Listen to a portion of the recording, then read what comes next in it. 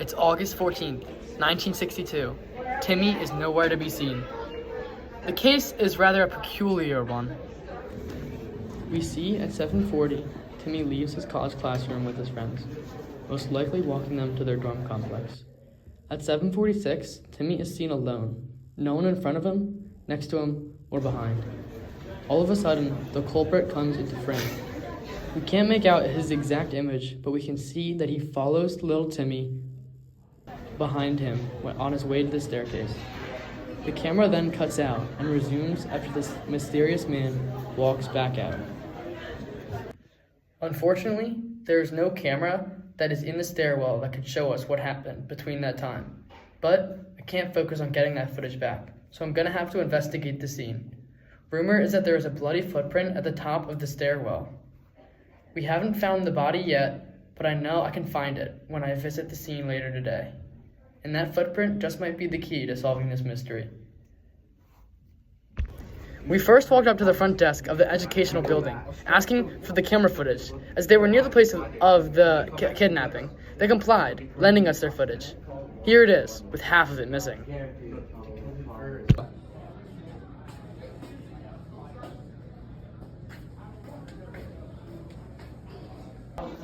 Since this footage doesn't help us, I'm gonna have to investigate the scene. I was on my way to collect Timmy's DNA from the blood splatter that he left behind when I ran into the mysterious figure that I had recognized on the camera footage.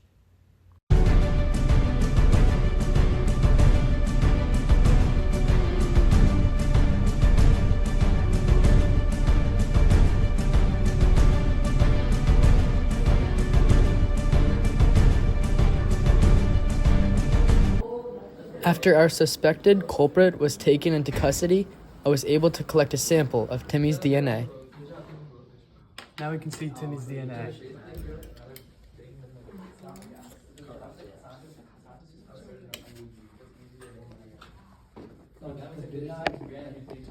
As I peer into the microscope, the screen flickers with a sequence of nucleotides from the FGFR3 gene.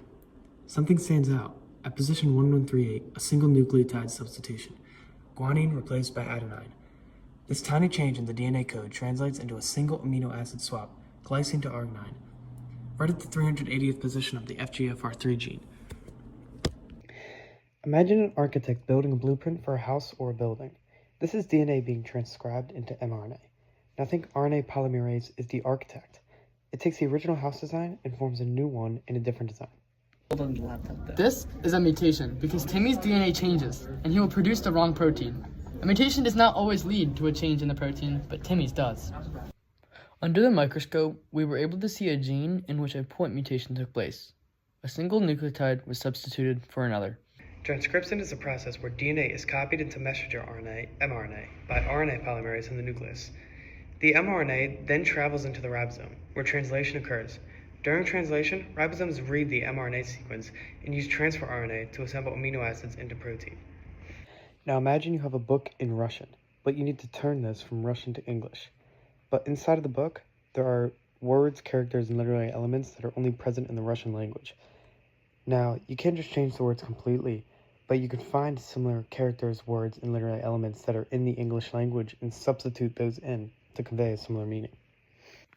The next thing that we want to look at in Timmy's DNA is translation. Translation is a process where ribosomes create proteins using the instructions in messenger RNA.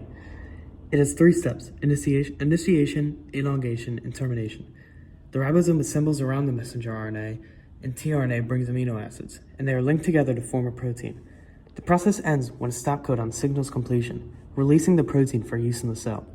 For a mutation like achondroplasia, translation would lead to the synthesis of the wrong amino acid, arginine instead of glycine. As you can see in our diagram, the tRNA is translating or transporting arginine instead of glycine to the ribosomes because it is reading the mutated code from the mRNA. tRNA also carries anticodons, which are complementary to the mRNA's codes. But the important thing here is that during this translation, the arginine is being brought to the ribosome. Just one mutated copy of the FGFR3 gene can lead to achondroplasia. In normal cells, the FGFR3 gene signals the body to stop cartilage growth at the right time, but in achondroplasia, the mutation causes the receptor to be permanently active, leading to bones hardening prematurely and short limb growth.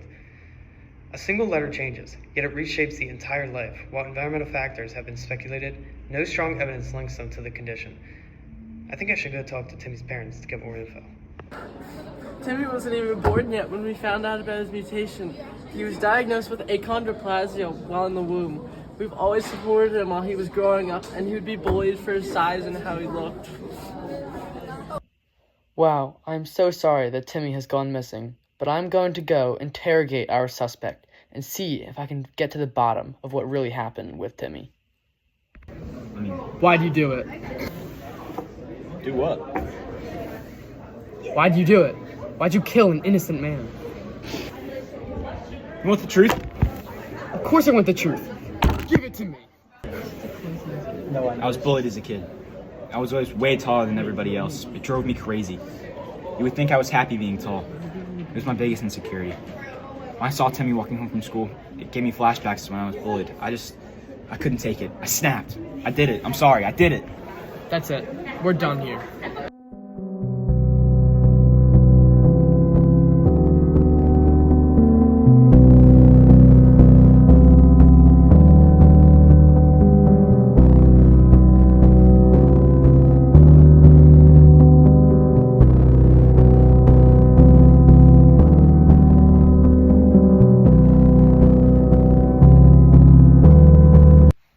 Now that we have figured out who the culprit is, all I need to do is find out where Timmy is.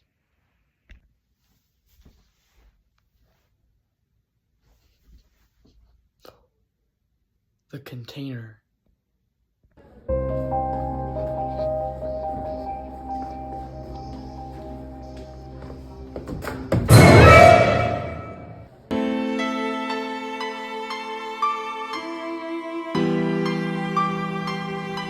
I've gone through every piece of evidence. The footage. The footprint. The genetic mutation. And now, I finally understand the full picture. Timmy's condition wasn't just a random mutation. It was the reason he was targeted. The suspect wasn't after Timmy. He was after his own insecurities. The question is, how far can personal gain push someone to do the unimaginable?